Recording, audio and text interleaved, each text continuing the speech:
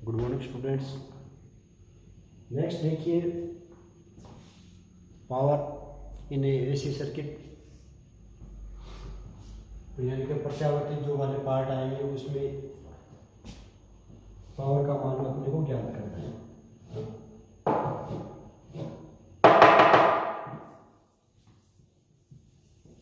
Starting इससे पहले जो अपने पार्ट किए थे वो कौन से थे? एलसीआर वाले पार्ट थे, ठीक है, एलसीआर वाले, ठीक है। और एलसीआर में अपन ने क्या देखा था? ये अनुनाद की स्थिति वाले पार्ट भी आ गए थे उसमें, ठीक है। अब नेक्स्ट देखिए पावर इन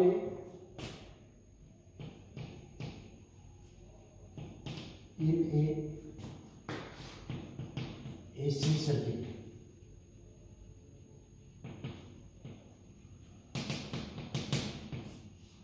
ठीक है, यानी कि जो प्रत्यावर्ती वाले पार्ट थे उसमें इसके मान देख लिए, ठीक है। अब देखिए पावर क्या होती है। अपन ई पावर को किससे व्यक्त कर सकते हैं?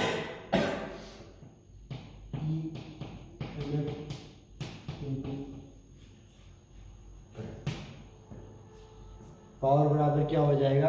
आई व ई की क्या आ जाएगा? गुणनफल के बराबर होता है, ठीक है ना। पी शक्ति का मान किसके बराबर आ जाएगा?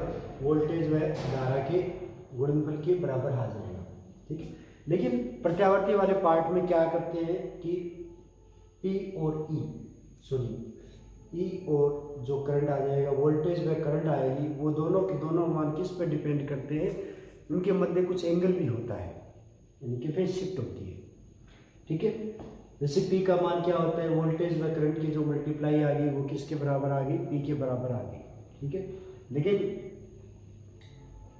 जो पावर एसी वाले पार्ट होते हैं, एसी में क्या होते हैं? प्रत्यावर्ती वाले पार्ट में क्या होते हैं? वोल्टेज व धारा होते हैं, उसमें क्या होते हैं? साथ में उनकी फेज शिफ्ट होती है, ठीक है। फेज शिफ्ट आएगी तो क्या आ जाएगा? फेज शिफ्ट के कारण क्या हो जाएगा? इसमें कुछ पार्ट ऐसे आएंगे जिससे फेज शिफ्ट के कारण क्या होता है? जो पावर वाला मान आएगा, शक्ति आएगा, वो किस पर डिपेंड करेगा? उनके फेज शिफ्ट पर भी डिपेंड करेगा, ठीक है। वैसे तो सिंपल का सिंपल आ जाता है, जैसे ई इंटू आई की जो मल्टीप्लाई आएगी वो किसके बराबर आएगी? पी के बराबर आ जाएगी। लेकिन एसी वाले पार्ट में क्या होते हैं? ई और आई दोनों पार्टों में क्या होते हैं? फेज शिफ्ट रहती है, ठीक है। उन फेज शिफ्ट के कारण क्या रहेगा? इनका मान फेज शिफ्ट के कारण क्या रहेगा? शक्ति का मान एंगल पर डिपेंड करेगा, ठीक है ना। पी बराबर क्या आ गया? इनवर्स इनटू करंट के रूप में आ गया। अब चूंकि मान लिया ई बराबर कितना है? E naught sine omega t, और आई बराबर मान लिया i naught sine omega T minus 5, ठीक है। ई बराबर मान लिया e naught sine omega t, और आई बराबर मान लिया i naught sine omega t, ठीक है। ये दोनों मान इसमें रख दीजिए। फर्स्ट सेकेंड, क्या रिजल्ट आएगा? E naught sine omega t multiply i naught sine omega T minus 5, ठीक है। या फिर P बराबर क्या वैल्यू प्राप्त हो गई अपने पास? E naught i naught sine omega T minus 5, equation number 3। P बराबर e naught i naught sine omega t और साइन इंटू क्या आ जाएगा? साइन ओमेगा टी माइनस 5 के रूप में नेक्स्ट इक्वेशन आ जाएगा, ठीक है। अब देखिए चूंकि साइन सी साइन डी की वैल्यू क्या होगी? Sine c into sine d का फॉर्मूला क्या होता है? इसमें आता है क्या आएगा? 1/2 cos c minus d minus cos c plus D.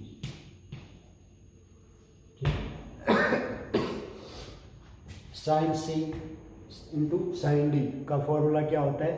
1/2 cos c minus d minus cos c plus d. ठीक है ना, ये क्या हो जाएगा? इसका फॉर्मूला हो जाएगा, ये वाला फॉर्मूला इसमें पुट कर दीजिए। ठीक है ना,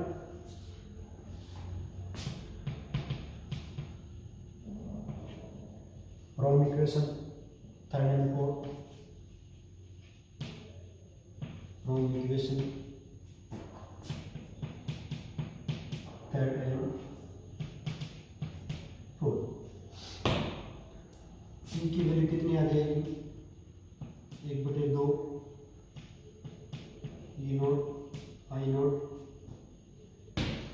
अंदर कितना आएगा? Cos c omega T minus omega T minus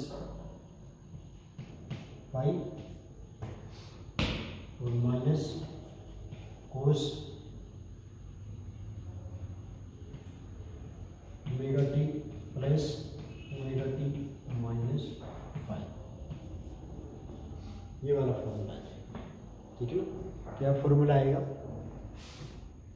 1/2 ई नोट आई naught sign c sine D, इसको साइन सी इसको साइन डी मान लिया हमने। ठीक है, तो क्या फॉर्मूला है? Cos c minus d omega T minus pi. ठीक है, ब्रैकेट बंद minus cos c plus d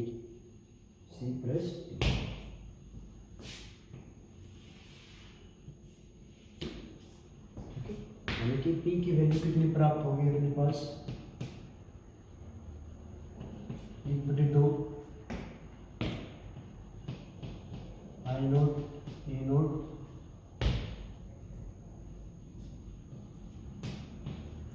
cos pi minus cos 2 omega T minus pi. ये फॉर्मूला है। ठीक है, यानी कि ओमेगा टी से ओमेगा टी कैंसिल आउट हो जाएगा, cos minus minus plus cos pi minus cos omega t 2 हो जाएंगे, 2 ओमेगा टी माइनस 5। ठीक है ना, या इस वाले फॉर्मूले को अपन क्या लिख सकते हैं? पी बराबर 1/2 ई नोट आई नोट कोस पाई माइनस 1/2 ई नोट आई naught cos 2 omega T minus 5। ठीक है ना, इक्वेशन नंबर 15। ठीक है ना, इस वाले को इक्वेशन को अपन ने कितना नंबर इक्वेशन मान लिया? पी बराबर कितना आया? 1/2 ई नोट आई नोट कोस पाई माइनस 1/2 ई नोट आई naught cos omega T minus 5। देखिए ऊपर वाले में दो इक्वेशन में दो पार्ट में इस वाले को फर्स्ट मान लिया और इस वाले को सेकंड मान लिया। ठीक है, एक तो पार्ट अपने पास फर्स्ट आ गया और दूसरे वाला पार्ट अपने पास क्या आ गया? माइनस आ गया। ठीक है, फर्स्ट वाला पार्ट देखिए नॉट डिपेंड ऑन टाइम, और सेकंड वाला पार्ट क्या रहेगा? टाइम पे डिपेंड कर रहा है। ठीक है ना, दो पार्ट आएंगे यहाँ पे, एक 1/2 ई नोट आई नोट कोस 5 और दूसरा कौन सा? 1/2 ई नोट आई नोट कोस 2 पाई माइनस 5। ठीक है, ये वाले क्या आएंगे? दो पार्ट अपने पास यहाँ पे उपस्थित होंगे, यानी कि फ्रॉम इक्वेशन 5। ठीक है ना, part first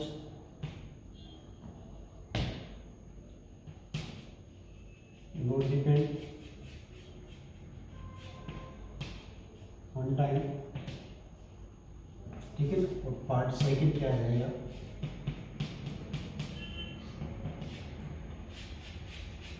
dependent on time. ठीक है, फर्स्ट वाला पार्ट 1/2 ई नोट आई नोट कोस 5, और सेकंड वाला कौन सा है, 1/2 ई नोट आई naught cos 2 omega T minus 5। ठीक है ना, फर्स्ट और सेकंड दो पार्ट आ गए। फर्स्ट वाला part is not dependent on time, यानी कि इस टाइम पे डिपेंड नहीं कर रहा। सेकंड वाला पार्ट कौन सा है, 1/2 ई नोट आई naught cos 2 omega T minus 5 क्या कर रहा है, टाइम पे डिपेंड कर रहा है। ठीक है, तो अपने पास दो पार्ट है। अब इनकी एवरेज वैल्यू निकालते हैं। ठीक है, average value of equation then average value equation की क्या आएगी, पी एवरेज कितना आ जाएगा, 1/2 ई नोट आई नोट कोस 5 माइनस 1/2 ई नोट आई naught cos 2 omega T minus 5। ठीक है, एक तो टाइम पे डिपेंड कर रहा है और एक टाइम पे डिपेंड नहीं करता। ठीक है, दो वैल्यू प्राप्त होगी, पी एवरेज की फर्स्ट पार्ट की पे आ गया, और से दूसरा वाला पार्ट कितना, सेकंड वाला पार्ट ये रहेगा आपके पास। ठीक है, अब इनकी एवरेज वैल्यू निकाल लीजिए। दोनों पार्टों की एवरेज वैल्यू क्या क्या आ जाएगी, इस वाले पार्ट में देखिए, स्टार्टिंग देखिए, पावर इन एसी करंट। ठीक है ना, पावर क्या होती है, किसी भी पार्ट की जो पावर आएगी वो किस प्रकार डिपेंड करती है, P बराबर क्या है, E M F into current. ठीक है, ये आ गया अपने पास। ठीक है, यानी कि I और E की जो मल्टीप्लाई आएगी वो किस पर डिपेंड कर रही है, वो क्या होती है, पावर के बराबर होती है। लेकिन एसी करंट में क्या होते हैं, कुछ पार्ट क्या होते हैं, इनमें फेज शिफ्ट। ठीक है, एसी वाले पार्टों में क्या होते हैं, दोनों पार्टों पे क्या रहेगी अपने पास, फेज शिफ्ट रहेगी, यानी कि आई और ई दोनों पार्ट क्या रहेंगे, फेज शिफ्ट के रूप में रहेंगे। देन जो पी रहेगी वो क्या रहेगी, एंगल पर डिपेंड करेगी। जो पी पावर आएगी वो क्या करेगी, एंगल पर डिपेंड करेगी। ठीक है, तो पी बराबर कितना होगी, e f into current. E बराबर कितना मान लिया, e naught sine omega t, और आई बराबर कितना मान लिया, i naught sine omega T minus 5। Difference कितना, फेज शिफ्ट कितनी आ गई, फर्स्ट में कितनी है ओमेगा टी और सेकंड में कितनी है ओमेगा टी माइनस 5 के रूप में फेज शिफ्ट आ गई। ठीक है, मल्टीप्लाई कर रहे हैं दोनों की, ई इंटू आई, दोनों की मल्टीप्लाई कर दीजिए, कितना आया, ये वाले ई नोट आई naught sine omega T minus 5, sine c minus sine c into sine d का इसमें फॉर्मूला यूज कर लीजिए, कितना आया, 1/2 cos c minus d minus cos c plus d.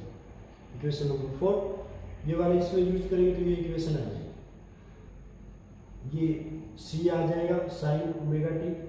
ठीक है, सी के रूप में कार्य करेगा, ओमेगा टी माइनस 5 ये डी के रूप में कार्य करेगा। ठीक है, तो 1/2 ई नोट आई नोट बराबर कितना आया, sorry into cos omega T minus 5, omega t से omega t cancel out, minus minus plus minus cos omega t 2 omega T minus 5।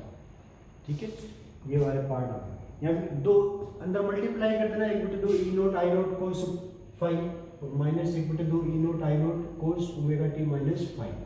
First और सेकंड दो पार्ट हो गए। फर्स्ट पार्ट टाइम पे डिपेंड कर रहा है, नहीं कर रहा, और सेकंड वाला टाइम पे डिपेंड कर रहा है, is not depend on time, is depend on time. ठीक है, अपने को इसकी एवरेज वैल्यू निकालनी है। ठीक है, एवरेज वैल्यू किस प्रकार निकालेंगे, दोनों पार्टों को अलग अलग अपन ने प्रदर्शित कर रखा है।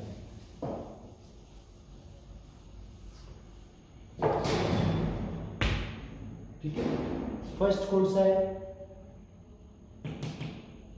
फर्स्ट कितना आ जाएगा, 1/2 ई नोट आई नोट कोस फाइव की एवरेज वैल्यू निकालिए। 1/2 ई नोट आई नोट कोस फाइव, टाइम पे डिपेंड नहीं कर रहा, तो जो इसकी वैल्यू दे रखी है वही वैल्यू क्या हो जाएगी, इसकी एवरेज वैल्यू प्राप्त हो जाएगी, यानी कि 1/2 ई नोट आई नोट कोस फाइव की वैल्यू क्या आ जाएगी, इसकी एवरेज वैल्यू प्राप्त हो जाएगी। ठीक है, तो क्वेश्चन नंबर 7 आ। सेकंड, 1/2 ई नोट आई naught cos 2 omega T minus 5। ठीक है, टाइम पे डिपेंड कर रहा है और एक संपूर्ण चक्कर आ रहा है। ठीक है ना, कोस वाला पार्ट जो जया का जो पार्ट आएगा एक संपूर्ण चक्कर के रूप में आ रहा है। ठीक है, और एक संपूर्ण चक्कर के लिए कोस क्या रहता है, 0 रहता है।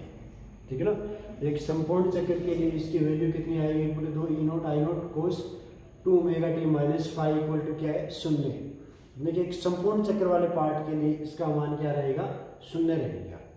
ठीक है, तो क्या मान आ जाएगा, 0 आ जाएगा।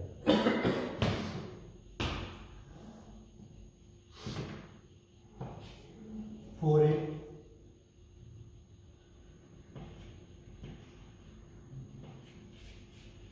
सर्किल टाइप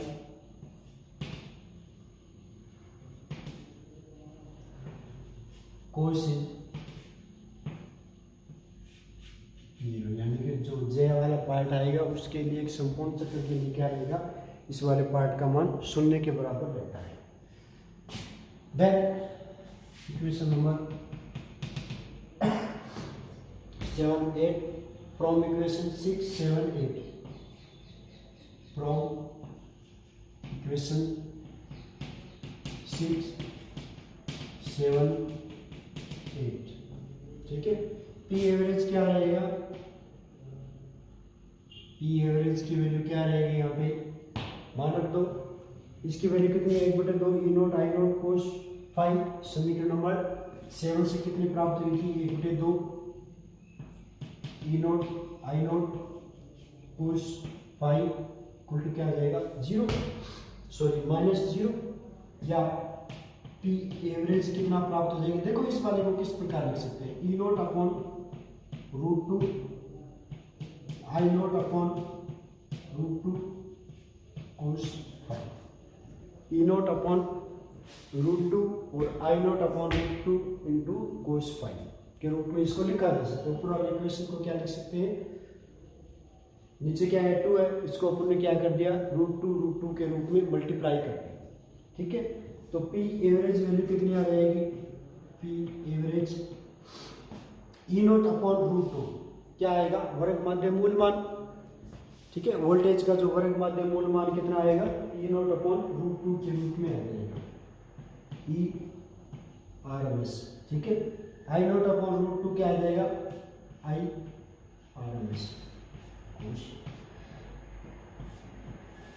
क्या आ जाएगी, पावर सप्लाई, क्योंकि जो पावर की है वो क्या आ जाएगी, इनकी औसत वैल्यू आ जाएगी। पी एवरेज बराबर कितना है, E R M S into I R M S. ठीक है, ये किसकी वैल्यू आ गई, जो पावर इन्हें एसी सर्किट के रूप में मान आता है। ठीक है ना, कितना मान आता है, जो पी बराबर कितना आता है, E R M S into I R M S into cos 5, यानी कि जो दोनों की जो फेज शिफ्ट होती है उन पे क्या करता है, उन पे भी डिपेंड करता है इनका मान। ठीक है, धारा के वर्ग माध्य मूलमान और वोल्टेज के वर्ग माध्य मूलमान की गुणनफल के साथ साथ क्या आ जाएगी, इनकी जो फेज शिफ्ट होती है उसकी भी जया की क्या रहेगी, कोजिया की क्या रहेगी, मल्टीप्लाई के बराबर रहता है। तो पी एवरेज बराबर कितना आया, E R M S into I R M S cos 5 के रूप में क्या आ जाएगा, इसका मान आ जाएगा। ठीक है, पी एवरेज यहाँ तक आ गया था अपने पास। ठीक है, दोनों को अलग अलग कर लीजिए, 1/2 ई नोट आई नोट कोस 5, 1/2 ई नोट आई नोट कोस 5। ये वाली वैल्यू टाइम पे डिपेंड नहीं करती, देन जो मान आ रहा है वैसा का वैसा रहेगा, 1/2 ई नोट आई नोट कोस 5 के रूप में। और सेकेंड वाला टाइम पे डिपेंड कर रहा है, कोस 2 ओमेगा टी माइनस 5, यानी कि 2 ओमेगा टी एक संपूर्ण सर्किल हो गया इसके लिए। और इस वाले पार्ट के लिए कोस वाला पार्ट क्या रहता है, शून्य रहता है, ठीक है। Then P average equal to 2 E naught I naught cos phi, या एक नीचे अपॉन 2 है उसको √2 के रूप में अपन ने मल्टीप्लाई कर दिया, ई naught upon √2 E naught upon √2, ठीक है। तो ई नोट अपॉन √2 क्या आ जाएगा, ई आर एम एस, और आई नोट अपॉन √2 क्या आ जाएगा, आई आर एम एस आ जाएगा, ठीक है। तो पी एवरेज कितना आ गया, E R M S into I R M S into cos phi के रूप में इसकी वैल्यू प्राप्त होगी।